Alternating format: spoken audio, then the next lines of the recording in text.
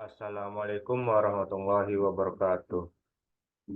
Yang terhormat kepada Bapak Riffi Ahmad Firdaus, selaku dosen untuk mata kuliah statis dan dinamis.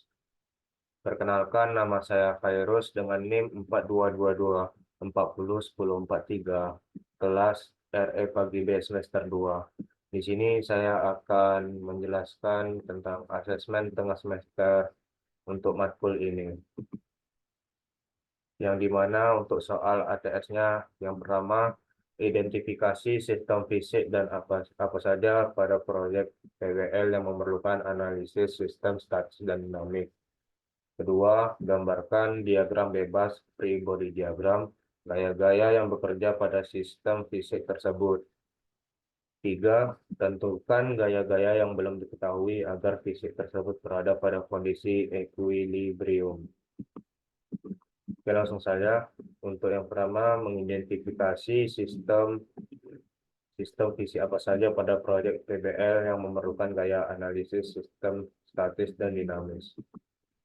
Di sini untuk sistem statisnya yang pertama ada rangka robot, yang dimana di sini ada rangka robot yang untuk lantai 1 dan lantai 2 yang menanggung beban dari baterai, motor, rangkaian elektronik seperti not MCU, driver, motor seal, dan komponen lainnya seperti free wheel, line sensor, baut-bautan, dan sebagainya. Rangka robot dengan plat aluminium 1,5 mm perlu dipastikan bahwa rangka cukup kuat dan tidak melengkung di bawah beban. Yang kedua ada penjepit gripper. Yang kedua ada penjepit atau gripper untuk bagian sini. Nah, di mana saat grippernya dalam posisi menjepit objek, gaya-gaya yang bekerja atau gaya jepit, gaya berat benda perlu dianalisis untuk memastikan tidak terjadi deformasi. Yang ketiga, ada bracket servo dan dudukan motor. Ini ada bracket servo, ada dudukan motor yang harus mampu menahan gaya torsi dari servo dan motor tanpa bergeser atau patah. Lalu di sini yang keempat ada free wheel untuk bagian bawah, kanan, dan kiri untuk menopang sebagian beban robot agar tetap seimbang saat dia atau bergerak. Yang kelima ada line sensor untuk bagian bawah, menentukan posisi pemasangan yang tepat agar sensor bisa membaca garis dengan optimal saat robot diam. Lalu di sini ada sistem dinamisnya. Yang pertama ada sistem motor roda penggerak robot, memerlukan analisis dinamika, translasi, dan rotasi, momentum, gaya gesek, torsi motor yang digunakan untuk menghitung akselerasi, kecepatan maksimum, serta respon terhadap permukaan jalan. Yang kedua ada sistem servo yang penggerak gripper ini, dan yang bagian sini, ini servo pertama dan ini servo kedua. Diperlukan analisis dinamika untuk mengetahui gaya dan kecepatan saat membuka atau menutup gripper dan untuk naik dan turunnya gripper. Yang ketiga, sistem gripper saat mengangkat atau memindahkan beban. Nah, ini untuk analisis dinamika yang membutuhkan untuk mengetahui gaya normal, momen torsi, dan gaya gesek saat memindahkan objek. Oke, yang kedua, soal kedua adalah gambarkan diagram free body diagram, gaya-gaya yang bekerja pada fisik tersebut. Jadi di sini sudah diberi tanda untuk gaya-gayanya, ada W itu untuk berat total sistem robot, body, baterai, motor, gripper, dan lain-lain yang beratnya dari atas ke bawah. Lalu ada N1, N2, ini gaya normal dari roda kiri dan kanan motor. Ada N3, N4, ini untuk gaya normal dari free wheel. Ada FX1 dan FX2, ini untuk gaya dorong roda kiri dan kanan. Hasil dari torsi T1 dan T2. Untuk FV1 dan FV2 ini adalah gaya geser dari free wheel dengan lantai yang terhadap arah gerak. Untuk torsi dari motor T1 dan T2 menghasilkan rotasi roda yang menyebabkan gaya dorong FX1 dan FX2.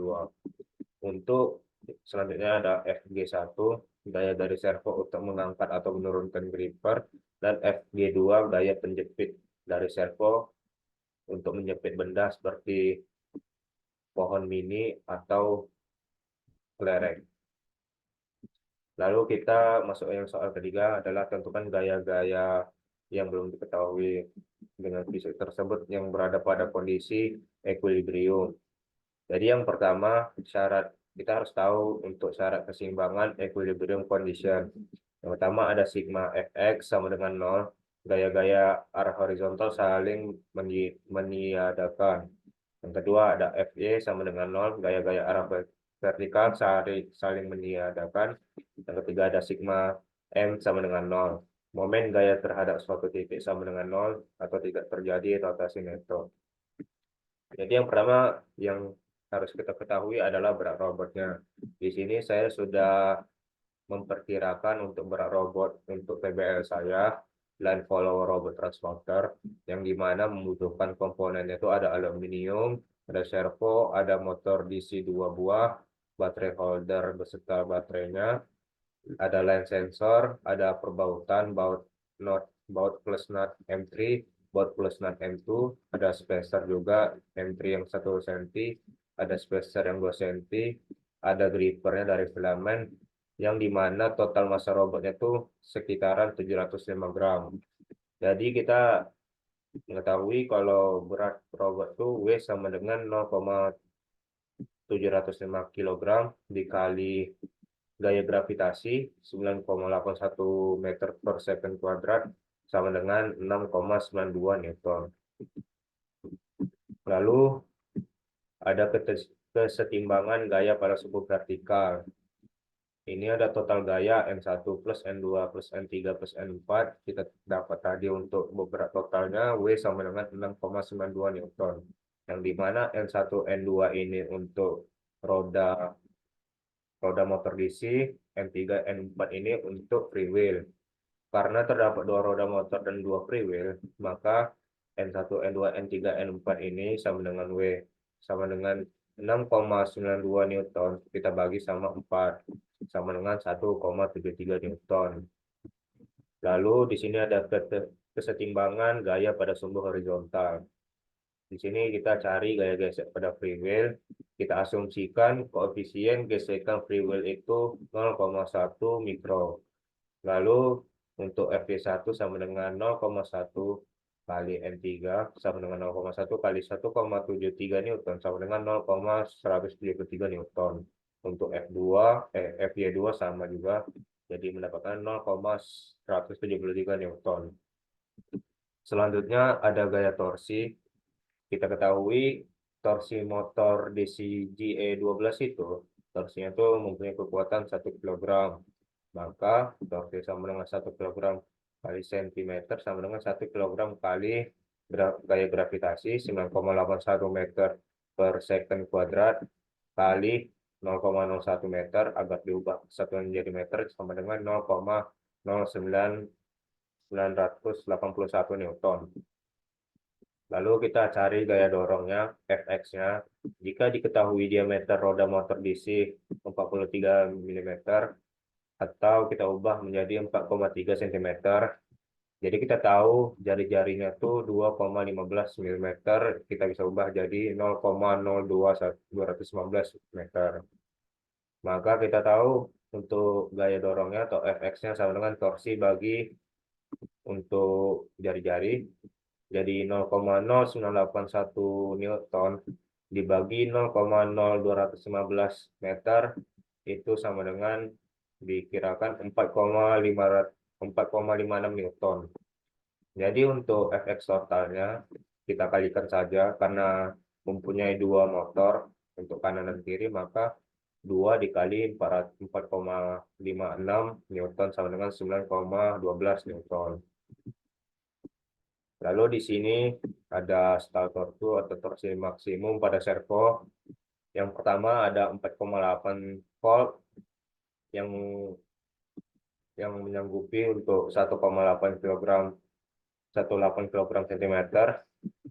Maka kita tahu untuk bentuk Newtonnya jadi 1,8 dikali 9,81 dikali 0,01 sama dengan 0,17658 Newton meter. Yang kedua ada yang 6 volt, 6,0 volt yang menyanggupi 2,2 kg per 2,2 kg cm itu kita bisa lihat jadi 2,2 kali 9,81 gravitasi kali 0,01 untuk merubahnya ke satuan meter. Jadi kita tahu untuk kekuatan Newton meternya 0,21582 Newton meter. Nah, di sini selanjutnya adalah untuk gaya servo. Gaya servo. Jadi kita cari dulu untuk berat grippernya, di mana saya sudah asumsikan untuk dua lengan aluminium kanan dan kiri ini kira-kira 20 sampai 30 gram. Untuk berat servo yang bagian bawah itu 13 gram. Untuk gripper filamen plus baut adalah 20 sampai 30 gram. Beban yang akan dicapit seperti kelereng atau pohon 20 sampai 50 gram dan totalnya sekitar 90 sampai 120 gram. Nah, maka untuk berat grippernya W sama dengan 0,12 kg kali 9,81 sama dengan 1,18 Newton.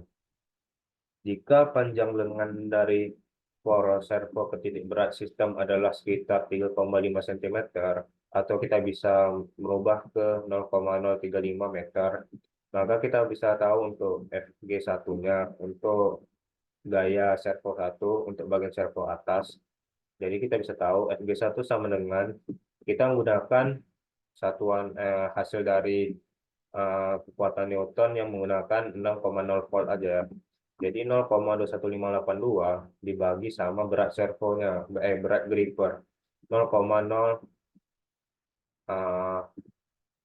bukan sorry 0,035 ini adalah panjang lengan dari poros servo ke titik berat sistem. Jadi hasilnya adalah 6,17 Newton. Lalu yang kedua adalah jarak dari pusat servo ke titik lengan gripper adalah 2 cm atau 0,2 meter. Kita bisa tahu untuk gaya servo kedua, FG2-nya, yakni 0,21582 dibagi 0,02 sama dengan 10,79 Newton. Oke, sekian untuk presentasi hasil dari ATS statis dan dinamis saya mengenai terkait dengan PBL saya, Line Follower Transporter Robot. Jika ada kesalahan atau kekurangan, saya meminta maaf sebesar-besarnya. Terima kasih sudah mendengarkan. Wassalamualaikum warahmatullahi wabarakatuh.